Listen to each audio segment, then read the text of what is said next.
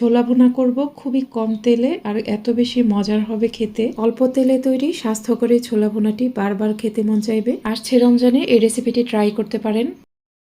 2 cup পরিমাণ ছোলা সারা রাত পানিতে ভিজিয়ে রেখে এখন সেদ্ধ করে নিব। ছোলাগুলোকে অবশ্যই 7 থেকে 8 ঘন্টার মতো পানিতে ভিজিয়ে রাখতে হবে। ছোলা সেদ্ধ করার জন্য পর্যাপ্ত পরিমাণ পানি দিয়ে দিলাম, কিছুটা লবণ দিয়ে দিলাম ও 2টা বড় সাইজের আলু দিয়ে প্যানটা ঢেকে দিব। সেদ্ধ হয়ে যাওয়ার পর ঢাকনা খুলে এখান থেকে আলু উঠিয়ে নিলাম। আলুর খোসা ছাড়িয়ে নিতে হবে আর ছোলাটাকে কিন্তু খুব ভালোভাবে সেদ্ধ করে নিতে হবে। এখন কিছু সবজি কেটে নিতে হবে। প্রথমেই 2টা পাকা টমেটো এরকম কিউব করে কেটে নিব। এখন একটা শসা কেটে নিব। শসাটাকে খোসা সহ এরকম ছোট ছোট কিউব করে কাটবো। বড় সাইজের একটা পেঁয়াজ নিয়েছি, পেঁয়াজটাকেও এরকম ছোট ছোট কিউব করে কাটবো।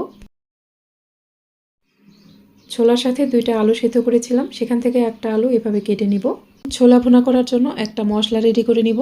বাটিতে নিয়ে নিলাম 1 টেবিল চামচ মরিচের গুঁড়া, 1/2 টেবিল চামচ ধনিয়ার গুঁড়া, 1/2 টেবিল চামচ ভাজা জিরার গুঁড়া, 1 চা চামচ গরম মশলার গুঁড়া, স্বাদমতো লবণ দিয়ে দিলাম। এখানে ফুটন্ত গরম পানি দিয়ে মশলাটাকে গুলিয়ে নিব। চেষ্টা করবেন ফুটন্ত গরম পানি দিয়ে মশলাটা গুলিয়ে নিতে।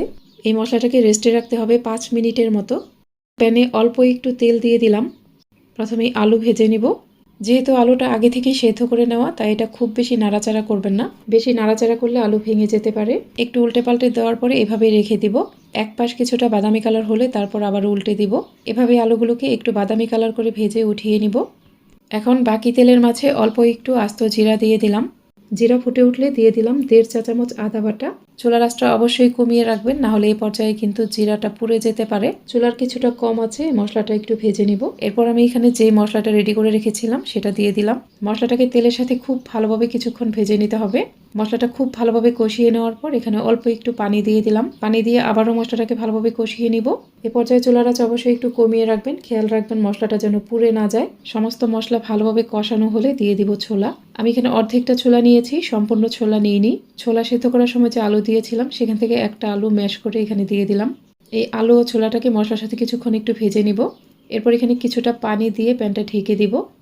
মাঝে ঢাকনা খুলে একটু নেড়ে দিতে হবে, না হলে নিচে লেগে যেতে পারে। কিছুক্ষণ পর দেখুন ছোলার গায়ের পানিটা প্রায় শুকিয়ে গেছে। এই পানিটা আমি একদম শুকিয়ে চটচটে করে ফেলবো না। ছোলা এরকম ভেজা ভেজা টাইপের থাকতেই ছোলাটা বন্ধ করে দিব। ছোলা প্রায় ঠান্ডা হয়ে যাওয়ার পর এটা মাখতে হবে, অর্থাৎ কুসুম কুসুম গরম থাকা অবস্থায় ছোলা মেখে নেবেন। ছোলা মেখে নেওয়ার জন্য একটা মিক্সিং বলে নিয়ে নিলাম পেঁয়াজ কুচি, এরপর নিয়ে নিলাম টমেটো কুচি, নিয়ে নিলাম শসা কুচি, এরপর ভেজে নেওয়া আলু দিয়ে দিলাম কিছু কাঁচামরিচ কুচি। এখন দিয়ে দিব ভেজে রাখা ছোলা।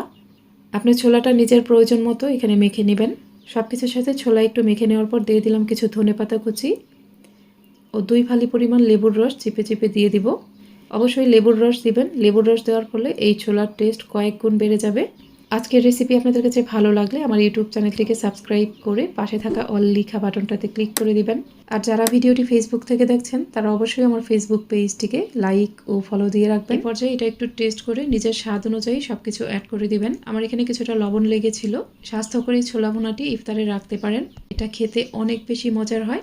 আপনি শুধু এটা একবার বাসায় ট্রাই করবেন, দেখবেন এটা আপনাকে প্রতিদিনই বানাতে হবে। অসম্ভব মজার এই ছোলা ভুনার রেসিপিটি যদি আপনাদের ভালো লাগে অবশ্যই একটা লাইক দিবেন, কমেন্ট করে জানাবেন ভিডিও আপনাদের কাছে কেমন লাগলো। আজ তাহলে এখানেই বিদায় নিচ্ছি। সবাই অনেক বেশি ভালো থাকবেন। আল্লাহ হাফিজ।